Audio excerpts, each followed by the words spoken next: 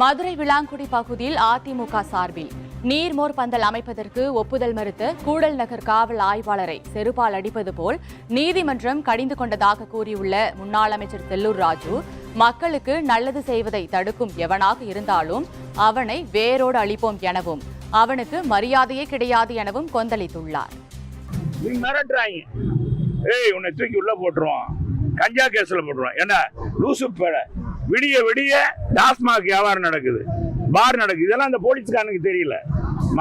நீதியரசர் இதை கேட்டு செருப்பால் அடிக்கிற மாதிரி, செருப்பால் அடிக்கணும்னு சொல்லுவாங்க. ஒருத்தர அடிக்க வேணாங்க, செருப்பால் அடிக்கிற மாதிரி இந்த கூடல் காவல்துறை ஆய்வாளரை கண்டிச்சு, இது மாதிரி நீ செய்யலாமா, மக்களுக்கு தாகம் தீர்க்கிறதுக்கு ஒரு நிகழ்ச்சியை நடத்துற, அது யாராக நடத்தினாலும் அதுக்கு அனுமதி கொடுக்கறது மறுத்துவிட்டு கார்பரேஷன் சொன்னாங்க, அவங்க சொன்னாங்க, இவங்க சொன்னாங்கன்னா, ஏங்க நீர்மோர் பந்தலுக்கு தீ பிடிக்காத கூரை அமையணுமா, 2 பானை அளவுக்கு தான் அளவு வைக்கணுமா?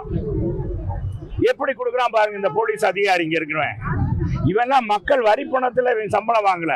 ஸ்டாலின் வீட்டுல இருந்து இங்க இருக்கிற திமுக உடைய கைக்கூலிக மந்திரியுடைய பிராமின்னு சொல்லி மந்திரியை வச்சுக்கிட்டு ஏமாத்தி இங்க அராஜம் பண்ற அந்த நாலாந்தர பசங்க, இவங்களுக்கெல்லாம் அதிவிரைவில் இவங்களுக்கெல்லாம் வேட்டு இருக்கு. அது ஒரு பக்கம். இந்த அருமையான நிகழ்ச்சியை நீங்க தொலைக்காட்சியில் ஒரு பிட்டு கூட எடிட் பண்ணாம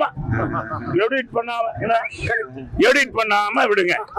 அப்பதான் இந்த காவல்துறை செருப்பால் அடிச்ச மாதிரி இருக்கு. இந்த மாதிரி காவல்துறையில இந்த காவல்துறை அதிகாரி துணை போனவன் எவனா இருந்தாலும் சரி, அவனுக்கு மரியாதையே கிடையாது.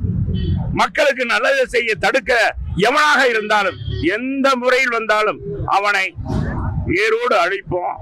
அவனுக்கு மரியாதையே கிடையாது என்பதை தெரிவிச்சுள்ளேன்.